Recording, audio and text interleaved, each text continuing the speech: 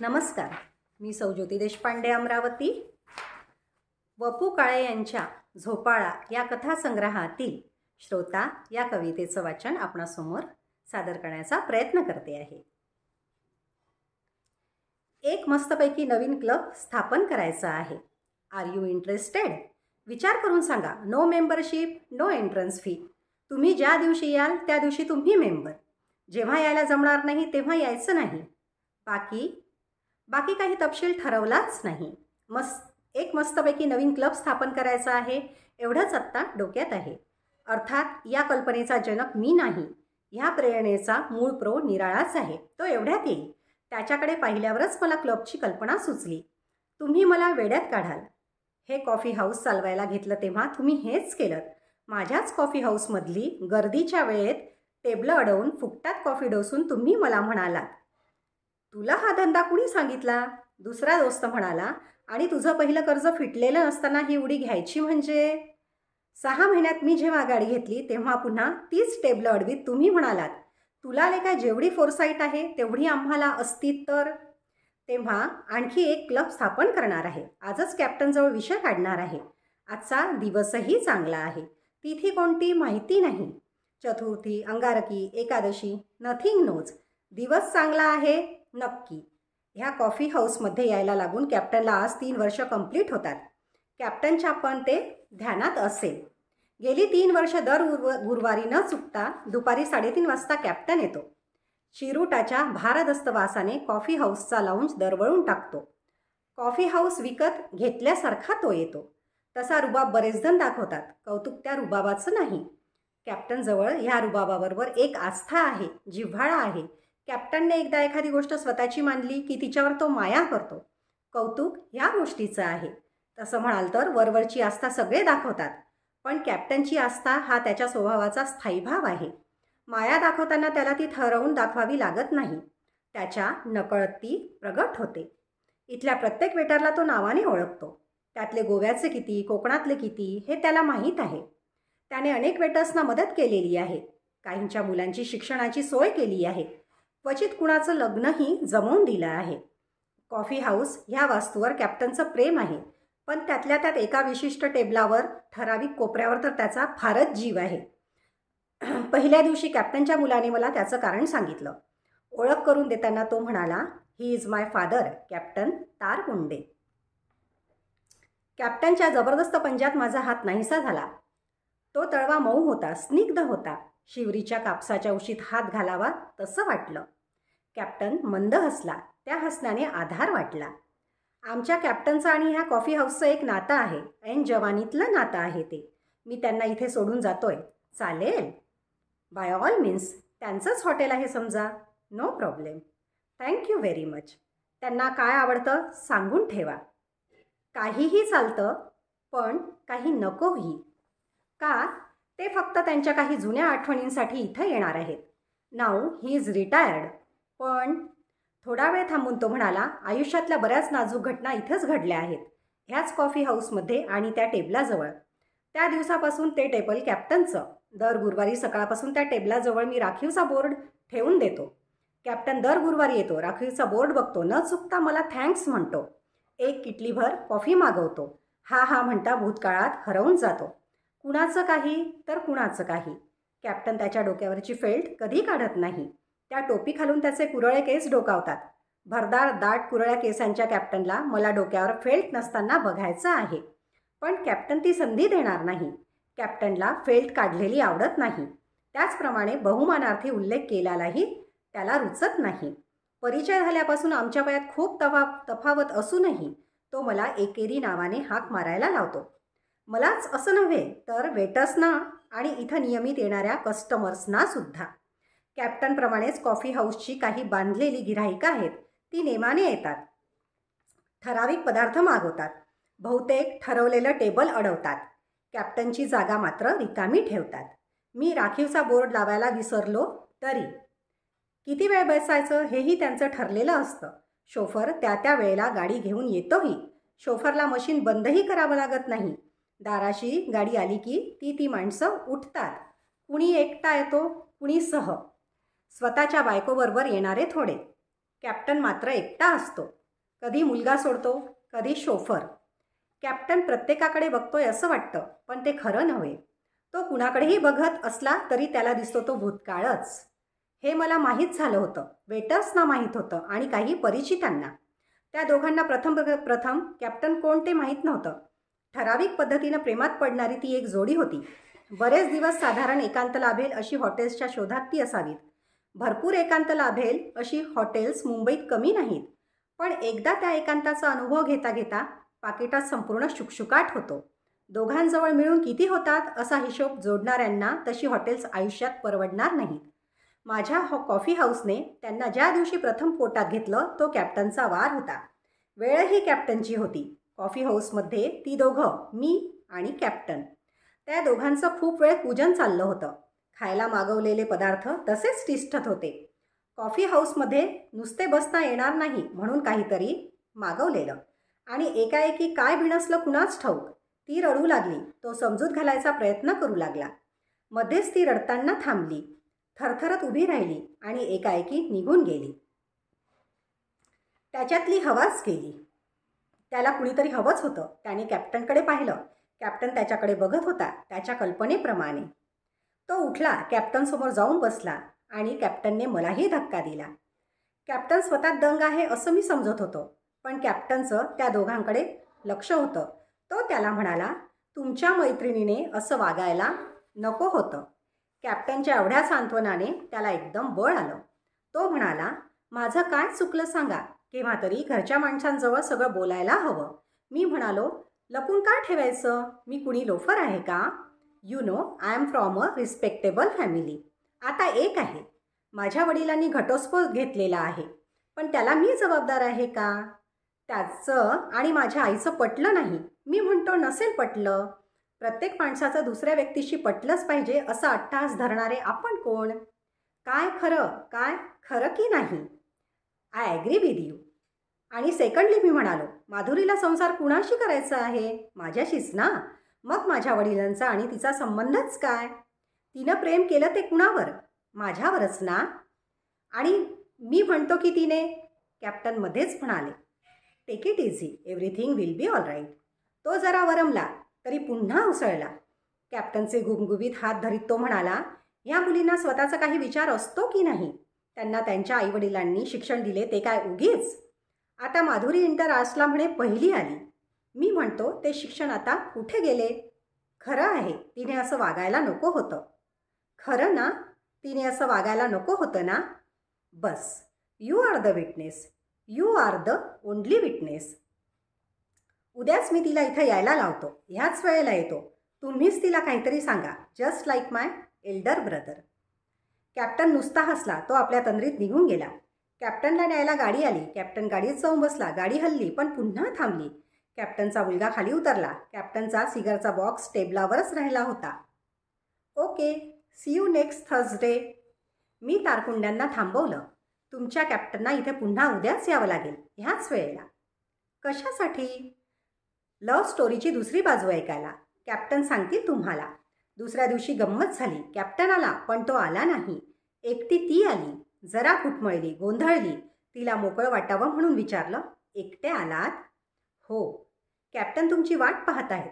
कोण कॅप्टन? तिथं बसलेत ते. त्यांचा माझा काय संबंध? मला वाटलं तुम्ही ठरल्याप्रमाणे आलात. काय ठरायचं आहे? तुम्ही कशाबद्दल बोलताय? मी म्हणालो, तिला यायला लावतो असं तुमच्या मित्रांनी काल कॅप्टनला सांगितलं. त्याची आणि कॅप्टनची ओळख आहे? बहुतेक नाही. तरी त्याने. ती थांबली, पुन्हा घुटमळली आणि जायला निघाली. मी म्हणालो, एक्सक्यूज मी, कॅप्टनना सांगून जा, ते तुमच्यासाठी आलेत. पण आमचा संबंध काय? आणि काल श्यामने त्यांना काय सांगितलं? त्याची बाजू. आणि कॅप्टनना ती पटली. माझं बोलणं ऐकताच तिचा चेहरा क्षणात पालटला. तिने कसला तरी ठाम विचार केला आणि ती सरळ कॅप्टनसमोर जाऊन बसली. कॅप्टन वात्सल्याने पाहत म्हणाले, बोल बेटा. कसे कुणास ठाऊक, पण तेवढे 2 शब्द तिला पुरले. माझ्यावर सगळं ढकलून तो मोकळा झाला असेल. एवढं बोलता बोलता तिने डोळ्याला रुमाल लावला. कॅप्टनने तिची समजूत कशी घातली मला माहीत नाही. ती एका पार्टीच्या तयारीत होतो. मी तिला पाहिलं ते जाताना ती हसत होती. ती गेली, पुन्हा आली आणि दारातून कॅप्टनला म्हणाली, मी तुम्हाला आता छळणार. हात हलवीत कॅप्टन म्हणाले, शुअरली. ती दोघं आलटून पलटून येत राहिली, कधी मुद्दाम, एक एकटी, कधी बरोबर. त्यांना एकमेकांना सोडवत नव्हतं आणि त्यांचं एकमेकांशी जमतही नव्हतं. लग्न होण्यापूर्वीच एकमेकांच्या स्वभावाचा अंदाज येत होता. त्यांनी फक्त मैत्री ठेवावी, लग्नाचा विचार काढून टाकावा असं मला उगीचच वाटत होतं. आणि एकदा आणखीनच गंमत झाली. कॉफी हाऊसच्या एकाच सेटवरच्या 4 पात्रांच्या नाटकात आणखी एका कलावंताचं आगमन झालं. माधुरीवर काही दिवस पाळत ठेवून तिचा बापच कॉफी हाऊसमध्ये आला. माधुरी मुद्देमालासहित सापडायची, पण श्यामचा येऊ शकत नसल्याचा मला फोन आला. मी तो निरोप फोनवरून माधुरीला कळवला. काही वेळ तिचा बाप माझ्यासमोरच सँडविचेस खात बसला. नंतर तो समोर येऊन उभा राहिला. त्याने सरळ विचारलं, आमची माधुरी इथं येते ना? ते मला कसं कळणार? इथं कितीतरी येतात. त्याला ते पटलं. 2 मिनिटांनी त्याने विचारलं, बरं, कॅप्टन कोण? ते फेल्ट हॅटवाले. माधुरीच्या बापाची चिंता ही अस्सल बापाचीच चिंता होती. माधुरीसहित त्याला 4 मुली, सर्वात मोठी मुलगी असंच प्रेम करीत कुणाबरोबर तरी पळून गेली. त्या माणसाने तिला टाकली. तोपर्यंत वय वाढलं. कुठं नोकरी मिळेना, घरी परतायला तोंड नाही. कुठंतरी गिरणीत साच्यावर काम करते. नंबर 2च्या मुलीने हे बघून लग्नाचा धसका घेतला. ती आजन्म अविवाहित राहणार आहे म्हणे. नंबर 3चं लग्न झालं तर 2 महिन्यात तिचा नवरा गाडीतून फेकला गेला. दोन्ही पाय गेले. राहिली माधुरी. तिने मुळातच भंगलेल्या घराची सून होऊ नये, चांगलं नांदणाऱ्या घरात पडावं आणि आपल्या एका तरी मुलीचा संसार सुखाचा चाललेला बघायला मिळावा, ही बापाची इच्छा. जाता जाता माधुरीचा बाप मला म्हणाला, that captain is a very nice man. करारी वाटतो. Do you know him? माझे मित्र आहेत ते. मग त्यांना आमच्या माधुरीची समजूत घालायला सांगा. ही पोर घरातल्या माणसांचं ऐकत नाही. तेव्हा कॅप्टन काय म्हणतात? ते एखादंच वाक्य बोलतात, पण समोरच्या माणसाचं दुःख बरोबर जाणतात. असते एखाद्याला न्याय. मी येणारच आहे अधूनमधून.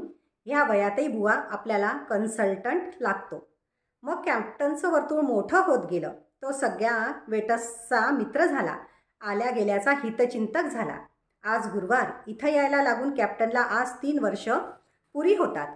आजपासून मी कॅप्टनसाठी खास निराळी बसण्याची सोय करणार आहे.